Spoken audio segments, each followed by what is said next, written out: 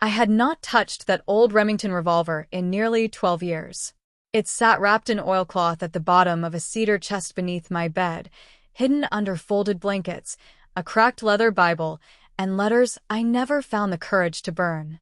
Most folks in Mercy Creek knew me as Caleb Rourke, a big, quiet rancher who kept himself, paid his debts on time, and spoke only when words were worth spending.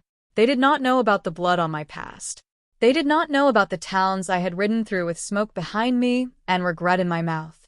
They did not know that once, long before my beard turned gray at the edges, men had lowered their voices when they said my name. And that was exactly how I wanted it.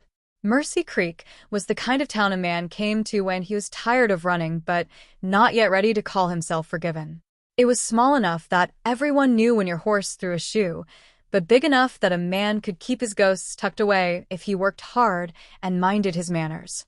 There was a church with white paint peeling from the steeple, a general store that smelled of coffee beans and burlap sacks, a blacksmith shop that rang from sunrise to dusk, and a saloon called the Lantern, where the piano was always just a little out of tune.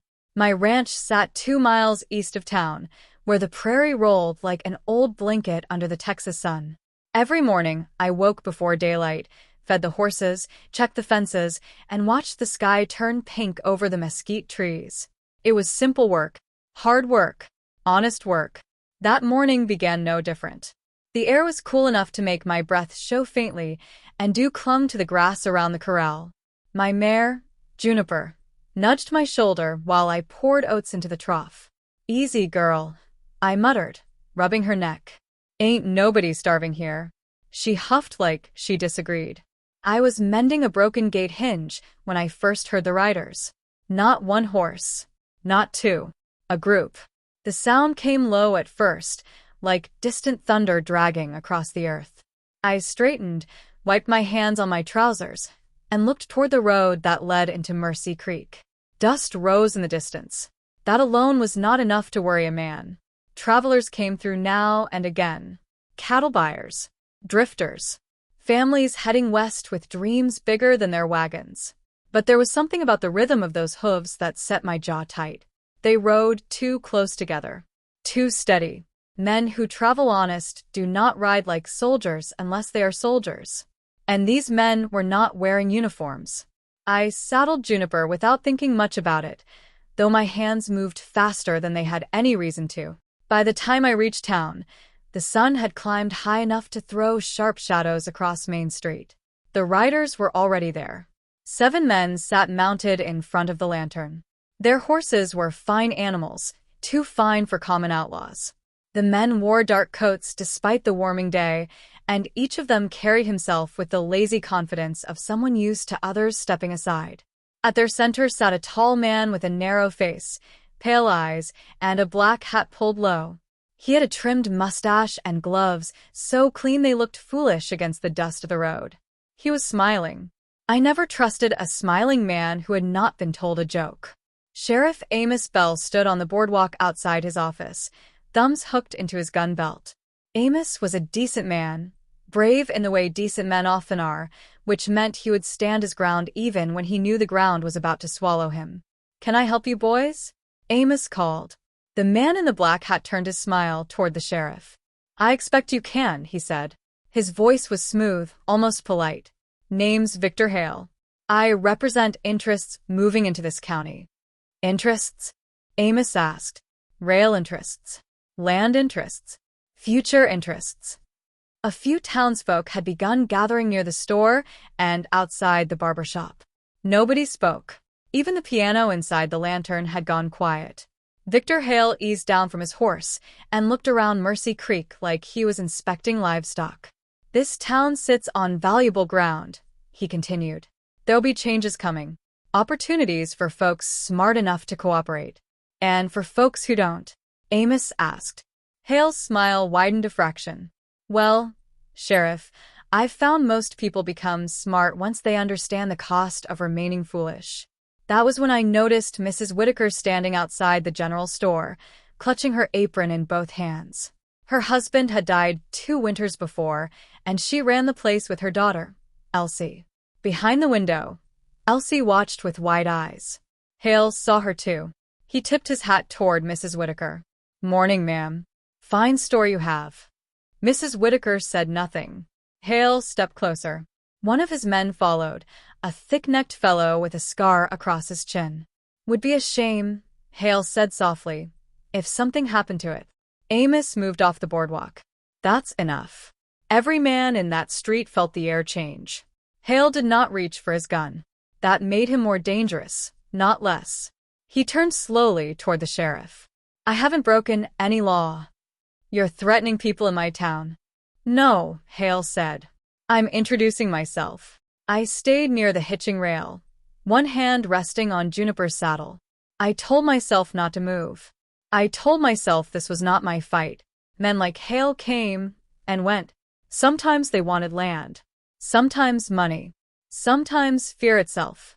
But then the scar-chinned man stepped toward Mrs. Whitaker and knocked a crate of apples from the storefront. They spilled across the dirt street, red and bright under the sun. Elsie gasped from inside. Mrs. Whitaker flinched, and something old inside me opened one eye. I took one step forward. Not much. Just enough. Hale noticed. His pale eyes found me, traveled from my boots to my shoulders, then up to my face. I had always been a large man, broad through the chest and arms from years of hauling timber, breaking horses, and surviving things that should have killed me. Most men looked at my size first. Hale looked at my hands. That told me he knew something about violence. "You have something to say, big man?" he asked. I held his stare. "Pick up the apples." A murmur passed through the townsfolk. The scar-chinned man laughed. "What was that?" I looked at him. "You heard me." For a moment, nobody breathed. Amos glanced my way, warning in his eyes. He knew me well enough to know I was not a man who enjoyed public displays. He did not know why, but he knew. Hale raised one gloved hand, stopping his man from speaking. "And who might you be?" he asked. "Caleb Rourke." His smile faded just slightly. Not enough for most people to notice. I noticed. "Well, Mr. Rourke," Hale said, "you seem like a man who values peace." "I do." "Then I'd advise you to stay peaceful." "I plan to," I said. "Soon as your man picks up what he threw down." The scar-chinned man's face darkened. His hand twitched near his pistol. I did not move. That was the trick most men never learned. The first man to show fear usually lost before the gun cleared leather. Hale studied me for a long second, then laughed softly. "Pick them up, Boone." Boone looked at him like he had been slapped. "Boss." "Pick them up." Boone crouched, fury burning in his face, and began tossing apples back into the crate. The townsfolk watched in stunned silence. Mrs. Whitaker's eyes filled with tears, though whether from fear or gratitude, I could not tell. When Boone finished, Hale mounted his horse again. "This town has 1 week," he announced. "Those who own land will receive offers. Fair offers. Refuse them, and life may become difficult." Amos stepped forward. "You threatening my whole town now?" "I'm giving notice." Hale turned his horse toward the road, but before riding away, he looked back at me. "Caleb Rourke," he said, tasting the name. "I wonder where I've heard that before." I said nothing, but my stomach turned cold. The riders left the way they came, slow and deliberate, dust rising behind them like a curtain after a bad play. For a long while, no one moved. Then everyone began talking at once. Mrs. Whitaker came down from the storefront and touched my arm. "Thank you, Caleb." I nodded, uncomfortable with the softness in her voice. "Best get inside, ma'am." Amos walked over, his face tight. "That was brave," he said. "No," I replied. "It was stupid." He looked after the riders. "You know them?" "Not them, but men like them?" I did not answer. By sundown, the whole town knew Victor Hale's name. By nightfall, fear had settled into Mercy Creek like smoke that would not clear. Men spoke in low voices at the lantern. Women hurried children home before dark. Shopkeepers checked their locks twice.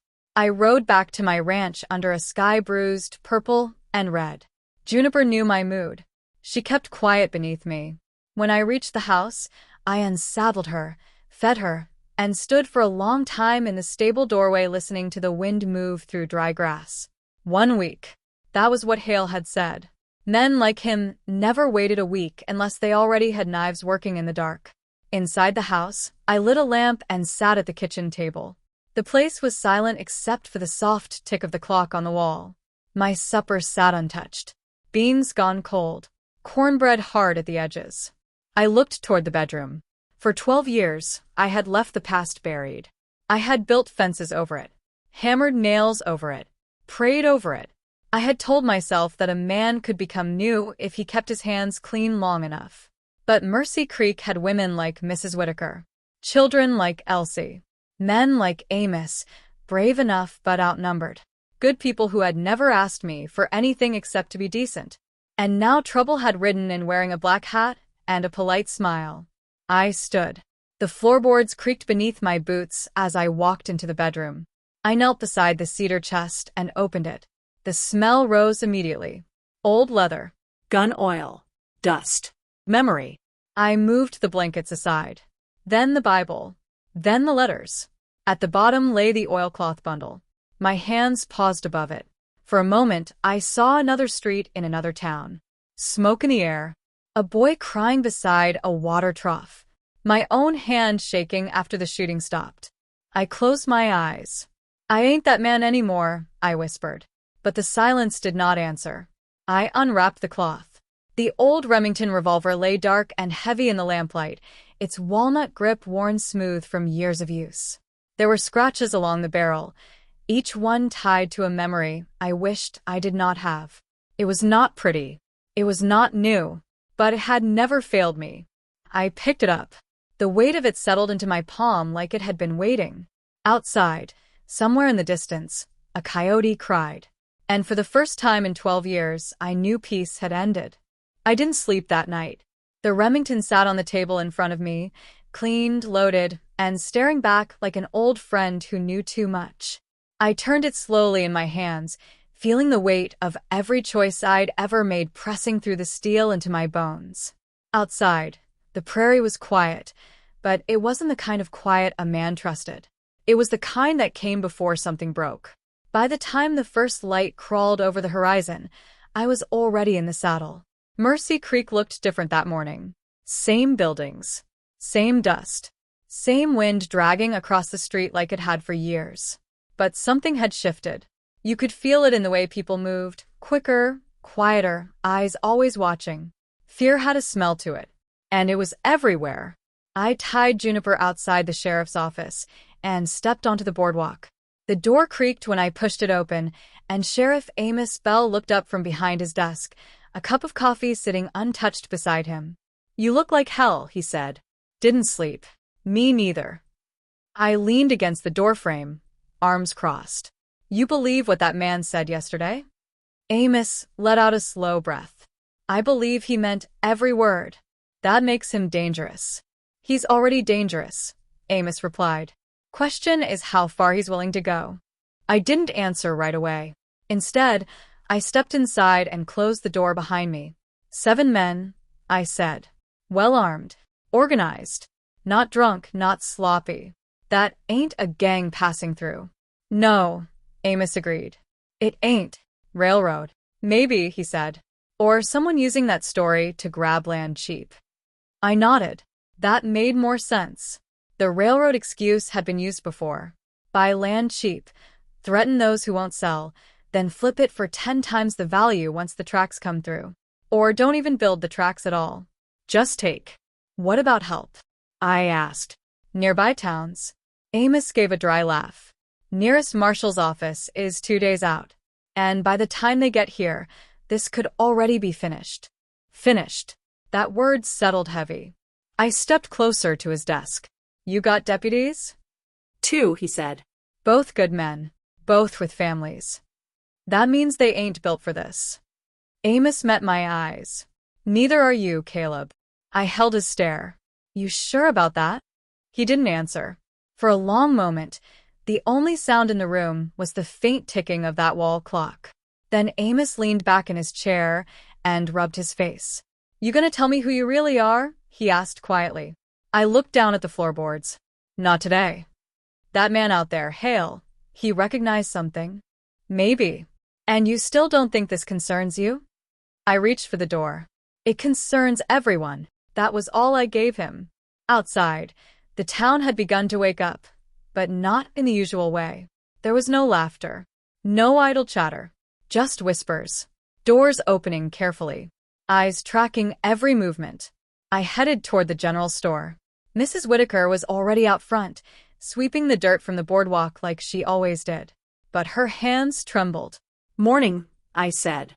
She looked up, forcing a smile. "Morning, Caleb." I glanced at the crate of apples. It had been set upright again, though a few bruised ones sat off to the side. "You all right?" She nodded too quickly. "Of course. Just busy day ahead." "Those men come back yet?" "No," she said. Then, after a pause, "But someone came by last night. That got my attention." "Who?" "Didn't see them," she said. "But there was a note under the door this morning." My jaw tightened. "What did it say?" She hesitated, then reached into her apron pocket and handed it to me. The paper was clean, expensive, folded once. I opened it. "You have 1 week. Sell or lose everything." No signature. Didn't need one. I folded it back slowly and handed it to her. "You tell anyone else?" She shook her head. Didn't want to cause panic. I looked down the street. Panic was already here. It just hadn't found its voice yet.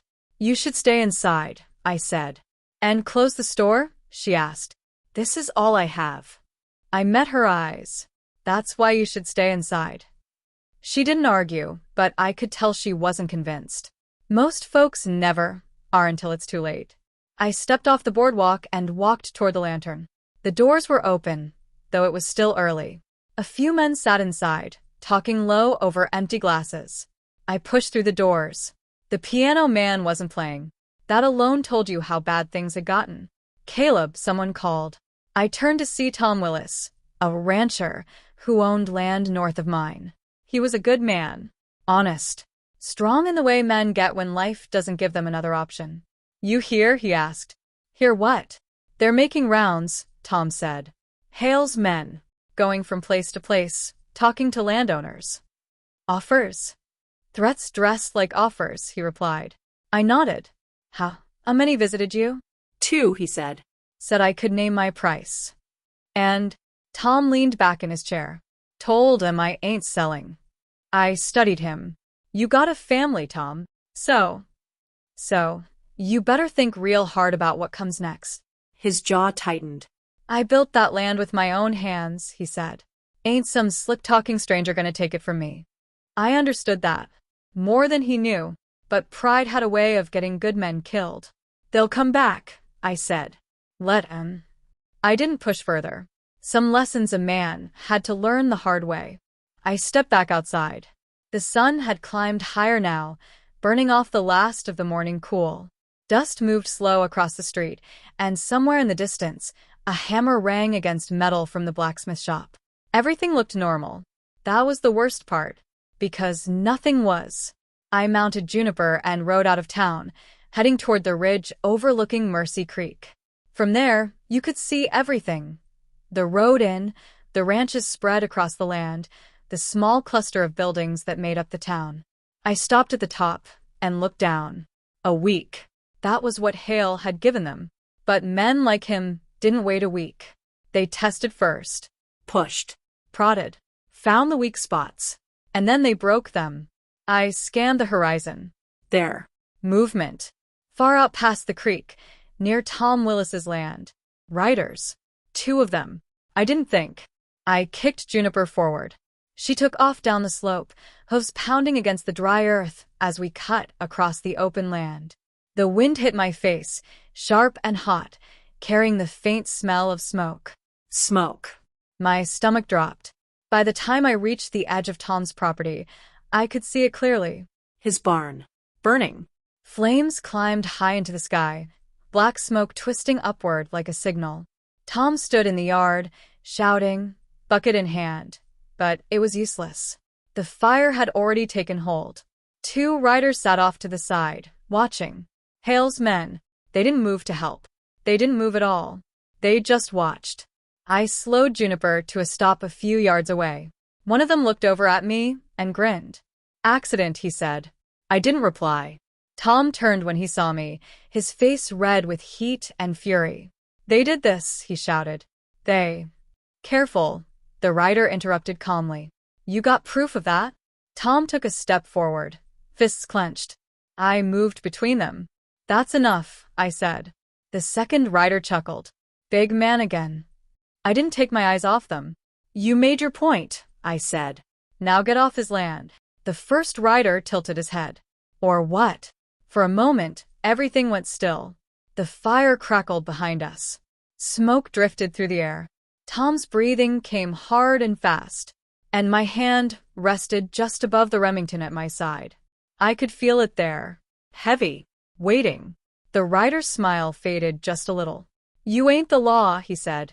No, I replied. I ain't. Silence stretched between us. Then, slowly, the rider nodded to his partner. Come on, he muttered. They turned their horses and rode off without another word. But they didn't hurry. Men who hurry are afraid. These men were not. Tom dropped the bucket and stared at his burning barn. They'll take everything, he said, his voice breaking. Everything I built. I looked at the flames. Then at the road where the riders had disappeared. They already started, I said. And deep down I knew something worse. This wasn't just about land anymore. This was about making an example. And Mercy Creek had just become the lesson. I reached down and rested my hand on the grip of the Remington. For years I had buried the man I used to be, but as the fire burned and the smoke filled the sky, I could feel him coming back. Slow, steady, and ready for war. The fire burned until there was nothing left worth saving. By the time the flames died down, Tom's barn was nothing but a black skeleton against the sky, beams cracked and sagging like old bones. The heat still lingered in the air, and the smell, burnt wood, hay, and something heavier, clung to everything. Tom stood there long after the fire had settled into embers. Didn't speak. Didn't move much either. Just stared. I stayed with him. Didn't say much myself. Some moments don't need words. They just need someone standing beside you so you don't feel like the world ended alone. After a while, he finally spoke. They ain't gonna stop, are they? I shook my head slowly. No. He wiped his face with the back of his hand, smearing ash across his cheek. I should have listened to you. I didn't answer that. Because truth was, even if he had listened, it wouldn't have changed much. Men like Hale didn't take yes for an answer. They took everything anyway. Agreeing just delayed how they did it. Tom turned to me, something different in his eyes now. Not just anger. Fear. What do we do, Caleb? That question stayed in the air between us. What do we do? A week ago, I would have said, stay quiet, keep your head down, let trouble pass like a storm. But this wasn't a storm. Storms move on. This was something settling in. We don't face them alone, I said finally. Tom gave a hollow laugh. You see anyone lining up to fight? I looked toward the horizon, where the smoke still curled faintly into the sky. They will, I said, soon as they realize there ain't another choice. By the time we rode back into Mercy Creek, word had already spread. It always does. People gathered in small clusters, talking low, eyes wide, voices tight with tension. When they saw Tom, saw the ash on his clothes and the way he carried himself, the whispers stopped. No one had to ask what happened. They already knew. Amos stepped out of his office as we approached. Barn, he asked. Tom nodded once. Amos exhaled slowly, like he'd been expecting it, but still hoped he'd be wrong. They're escalating, he said. They're testing, I corrected. Amos looked at me. Testing what? Who breaks first? That answer didn't sit well with anyone. Good. It wasn't supposed to. Tom dismounted stiffly. They said it was an accident. Amos's jaw tightened. Of course they did. I slid off Juniper and stepped closer. They ain't hiding it, I said. That's the point. They want everyone to see what happens when you don't cooperate. Amos glanced down the street, where folks stood frozen, pretending not to listen.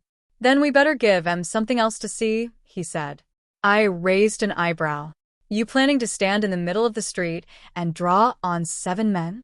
No, Amos replied. I'm planning to remind this town it still has a spine. That it was something. Not enough, but something. We call a meeting, Amos continued. Tonight. Lantern. Everyone who owns land. Everyone who's been approached. We talk. Figure out what we're dealing with. I nodded. I'll be there.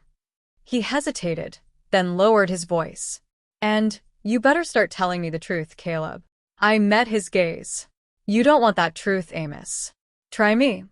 I looked past him, at the people watching us, at Mrs. Whitaker standing in her doorway, at the fear in every face. You'll get it, I said quietly. Just not here. The rest of the afternoon passed like a loaded gun sitting on a table. No one touched it, but everyone knew it was there. I spent most of it riding the edges of town, checking the roads, watching the ridges, tracking movement. Hale's men stayed out of sight, but that didn't mean they were gone. Men like that didn't leave once they started. They watched, waited, learned. By the time the sun began to drop, painting the sky in deep orange and red, Mercy Creek felt smaller than it ever had before. Like the walls were closing in. The lantern filled early. Every chair taken. Every corner crowded. Even men who usually avoided town came in, drawn by the same thing pulling at all of us. Fear and the need to do something about it. The piano sat silent. Glasses went untouched. Amos stood near the bar, hands resting on the wood, eyes scanning the room. When I walked in, conversations dipped. Not stopped, just dipped. People notice things now. Paid attention to who stood where, who spoke to who didn't. That's what pressure does. It sharpens everything. I leaned against a post near the wall, arms crossed, letting the room settle. Tom stood near the front, still covered in ash, his presence alone enough to keep the mood tight. Mrs. Whitaker sat beside him, her daughter Elsie close at her side. After a few minutes, Amos cleared his throat. All right, he said. Let's get to it. The room quieted. We all know why we're here, he continued. Those men, Hale and his crew, they ain't passing through. They're here to take what we've built. Murmurs of agreement spread. They're offering money, Amos said. And when that don't work, they start taking. Tom stepped forward. They burn my barn. That silenced everything. Amos nodded. We all saw the smoke. They called it an accident, Tom added, bitterness sharp in his voice. Of course they did, someone muttered. A man near the back spoke up. Maybe we should take the offer. Heads turned. You serious? Tom snapped. The man shrugged, uneasy. What choice we got? 7 men, armed, organized. And that's just who we've seen. You think they're alone? That question hit harder than anyone wanted to admit, because it was the right one. I pushed off the wall. They ain't alone, I said. All eyes turned to me. Amos watched carefully. What makes you so sure? Someone asked. I stepped forward slowly, letting the room feel the weight of what I was about to say. Because men like Hale don't ride into a town like this without backing, I said. Money, influence, maybe more men waiting out of sight. Silence. They're not just buying land, I continued. They're taking control. And what do we do about it? The same man asked. I looked around the room, at the fear, at the anger, at the uncertainty. Then I answered. We stop being easy. That got a few confused looks. What does that mean? Mrs. Whitaker asked softly. It means we stand together, I said. No deals alone. No decisions in fear. They pick us off one by one if we let them. And if we don't? Tom asked. I held his gaze. Then they have to fight all of us. The room shifted. Not comfort, not confidence, but something closer to resolve. Amos nodded slowly. He's right. A man near the bar shook his head. You're talking about a war. I didn't look away. That's exactly what I'm talking about. The word settled heavy. War. Not everyone liked it, but no one argued, because deep down, they already knew. A voice cut through the silence. From the doorway. You finally figured out. Every head turned. Victor Hale stood there, framed by the fading light, his silhouette calm and composed like he'd been invited. His men stood behind him. More than before. Not 7. 9. Maybe more outside. The room froze. Hale stepped inside slowly, removing his gloves. I was wondering how long it'd take, he said. Before you realized this wasn't a negotiation. Amos's hand rested near his gun. You're not welcome here. Hale smiled. And yet, here I am. His eyes moved through the room, then landed on me. Mr. Rourke, he said softly. You've been busy. I didn't move. You burned that barn, Tom shouted. Hale tilted his head. Careful. That sounds like an accusation. It is, Tom snapped. Hale shrugged lightly. Then you better be ready to prove it. The tension snapped tight, like a wire ready to break. Hale took a step closer. I'll make this simple, he said. You have 6 days now. Sell your land or we take it. And if we don't? Amos asked. Hale's smile faded. Then things get uncomfortable. His gaze shifted back to me. But I have to admit, he said, I didn't expect resistance from this town. I stayed quiet. Especially not from you, he added. That got attention. Amos looked at me. What's that supposed to mean? He asked. Hale chuckled. Oh, Sheriff, you really don't know? The room went still. Hale took another step, eyes locked on mine. I've been trying to place it since yesterday, he said. That face, that name. He smiled again, then said it. Caleb Rourke, the man who walked away from Red Hollow. The room exploded in whispers. My chest tightened. Not from fear. From memory. Hale watched me closely. I've heard stories, he continued, about what happened there. No one spoke. No one moved. The past I buried just got dragged into the light. And now, there was no hiding it anymore. You could feel it the second he said it. Red Hollow. The name moved through the room like a cold wind slipping under a door. People didn't just hear it, they reacted to it.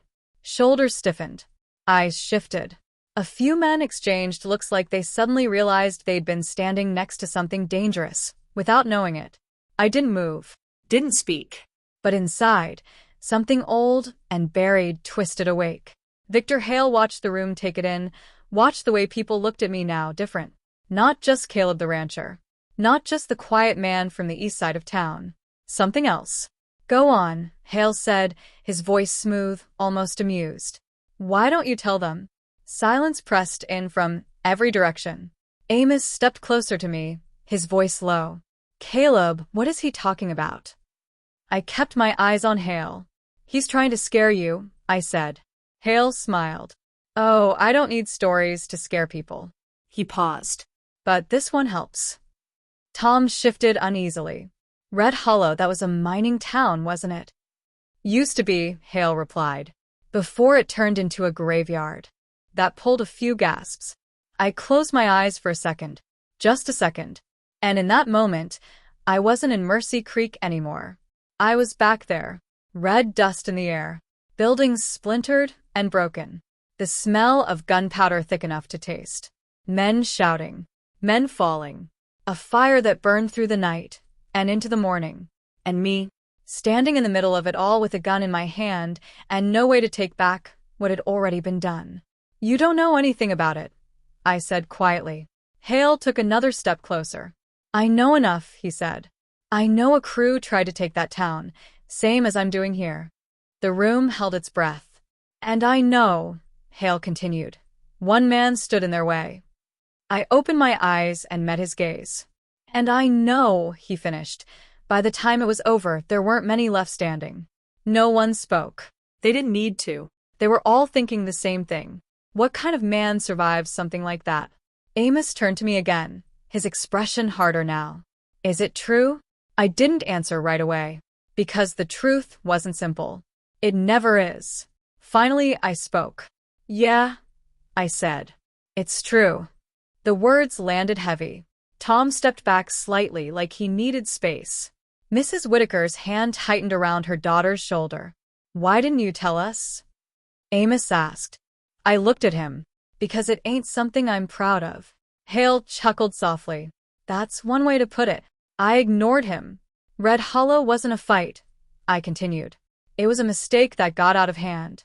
That's not what I heard, Hale said. No, I replied. Because men like you only listen to the parts that make you feel powerful. The room stayed quiet, but something shifted. Just a little. Hale's smile didn't fade, but it tightened. So tell them your version, he said. I looked around the room. At the faces. At the fear. At the doubt. They deserved to know. Even if it meant they'd never look at me the same again. There was a group, I began. Came into Red Hollow same as you did here. Said they wanted control. Said they had backing. Said the town had no choice. Sound familiar? Hale added. I kept going. People tried to negotiate. Tried to compromise. Thought maybe they could avoid trouble. I shook my head. They were wrong. The memories came back clearer now. Too clear. They started small, I said. Threats. Broken windows. Livestock disappearing. Then one night, they burned a house. Tom flinched. I saw it. And that's when things changed. I continued. People got scared. Some left. Others tried to stand up. And you? Amos asked. I paused. I wasn't a rancher back then, I said. I wasn't looking for peace. I was something else. Hale smiled again. That's a polite way of saying it. I ignored him. I tried to handle it, I said. Thought I could scare them off. Make them leave. And did it work? Someone asked. I looked at them. For a while. The room leaned in. But men like that don't scare easy, I continued. They came back harder. Stronger. More of them. Hale nodded slowly, almost approving. And that's when it turned into a bloodbath, he said. I didn't deny it. Yeah, I said quietly. That's when everything went wrong. The silence deepened. No rules, I added. No law. Just survival. Amos swallowed. How many? I didn't answer right away. Because numbers didn't matter. Not really. Too many, I said. That was enough. Mrs. Whitaker spoke, her voice trembling. And you stopped them? I looked at her. I ended it, I said. Hale laughed softly. That's one way to describe it. The tension snapped again. But this time, it wasn't just fear. It was something else. Something heavier. Understanding. Hale stepped closer, lowering his voice. Here's the thing, he said. Men like you don't change. Not really. You just hide. I met his gaze. And men like you don't build anything, I replied. You just take. His smile faded completely. For the first time since he walked in. Good. Because now we were done talking. The air in the room shifted again. Sharp. Dangerous. Hale glanced around at the others. You hear that, he said. Your quiet rancher here is a killer. No one moved. No one spoke. Because now they weren't just afraid of Hale. They were thinking about me. And that was the problem. I took a slow breath. Then I stepped forward. You want them scared? I said. Fine. Be honest with them. Hale raised an eyebrow. Tell them what happens next. I continued. Tell them you don't stop with Barnes. You don't stop with threats. The room went still. Tell them, I said, my voice low and steady. You start taking people. Hale didn't answer. But he didn't need to. Because the truth had already settled in. Like dust. Heavy. Unavoidable. Tom spoke first. You touch anyone in this town, he started. Hale cut him off with a glance. 6 days, Hale said coldly. That's all you have left. He turned toward the door. But before stepping out, he looked back at me. You remember how Red Hollow ended, he said. Let's see if Mercy Creek survives the same way. Then he walked out. His men followed. And just like that, the room exhaled. But the air didn't get lighter. It got heavier. Because now everyone knew. This wasn't just about land anymore. This was about what kind of man I really was. Amos stepped up beside me. You telling me that's what we're facing? He asked quietly. I looked at the door Hale had just walked through. Then back at the people in the room. No, I said. Then what? He asked. I met his eyes. That's what we're becoming. Silence fell again. But this time, it wasn't fear. It was the realization of something worse. There was no going back. Not for the town. And not for me, because the man I buried in Red Hollow was the only man who knew how to end this. And deep down, I already knew how it would end. No one left the lantern right away. They just stood there, scattered in silence, like the ground had shifted beneath them, and no one was sure where to step next. The lamps flickered softly, casting long shadows across the wooden floor, and every face in that room carried the same question. What now?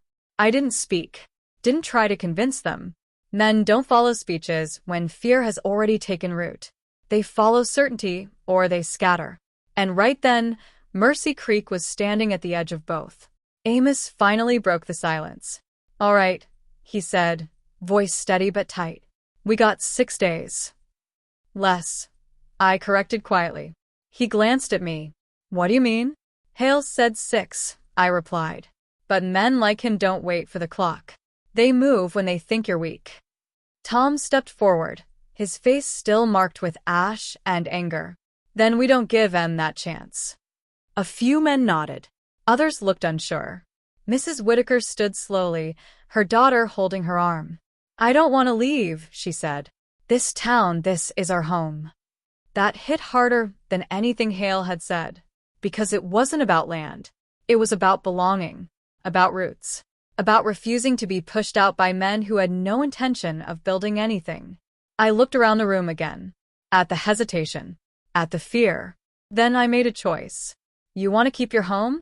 I said. "Then you stop thinking like victims." The room quieted again. "You think Hale's stronger because he's got more men?" I continued. "Maybe he is.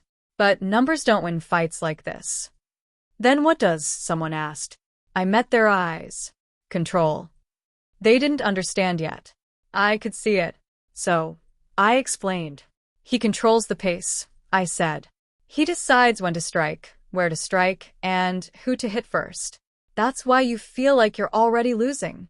Amos nodded slowly. "So we take that away from him." "Exactly." Tom crossed his arms. "How?" I took a step forward. "We make this town hard to touch." Silence. "Barricades?" one man asked. "No," I said. "Awareness." "Coordination. You stop being scattered, you stop being easy." I pointed toward the door. "From now on, nobody moves alone after dark. Nobody signs anything without the whole town knowing. And if Hale's men show up, we don't let them isolate us," Amos finished. I nodded. "That's step 1. And step 2? Tom asked. I didn't answer right away, because step 2 was where things changed. "Step 2, I said slowly, "is we show them this town isn't afraid." A murmur ran through the room. "That sounds like a good way to get people killed," someone said. "No," I replied. "Acting scared is what gets you killed." That landed, not comfortably, but clearly. Amos looked at me again, more carefully this time. "You've done this before," he said. I didn't deny it. "Yeah. And it worked." I thought about Red Hollow, about the fire, the bodies, the silence that came after.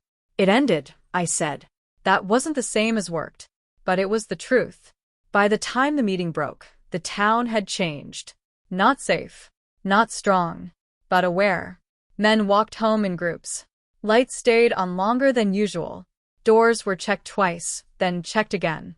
Fear was still there, but now it had something else mixed in with it. Preparation. I rode back to my ranch under a sky thick with stars. The kind of sky that used to calm me. Not tonight. Tonight, every shadow felt like it was watching. Juniper moved steady beneath me, her ears flicking at every sound. She felt it too. Animals always do. When I reached the house, I didn't go inside right away. Instead, I walked the perimeter, checked the fence lines, looked out across the open land. Nothing moved, but that didn't mean anything. Hale wasn't the kind of man who rushed. He was the kind who waited. And men like that were the hardest to fight. I stepped onto the porch and finally went inside. The lamp still burned low on the table, casting a warm glow across the room. The Remington lay where I'd left it, quiet and patient. I sat down across from it. For a long time I just stared. "You always come back," I muttered. "Not to the gun. To the man I used to be. I picked it up, turning it slowly in my hand. There was a time when this revolver felt like an extension of me. When drawing it wasn't a decision, it was instinct. That was the part one buried. Because instincts like that don't disappear. They wait. And, tonight, I could feel them waking up. A sound outside pulled my attention. Hoofs. Slow. Careful. I stood immediately, the chair scraping against the floor. Juniper snorted in the stable. Someone was out there. I moved to the door, opened it just enough to see into the darkness. A figure sat on horseback near the edge of the property. Still. Watching. I stepped out onto the porch. Not a good place to be lingering, I called. The rider didn't move for a moment. Then he shifted slightly, enough for the moonlight to catch his face. One of Hale's men. Not Boone. Another one. You Rourke? He asked. That depends, I replied. Who's asking? The man smirked faintly. Message. I didn't step closer. Say it. He leaned forward slightly in the saddle. Boss says you're making this harder than it needs to be. I said nothing. He says you should walk away, the man continued.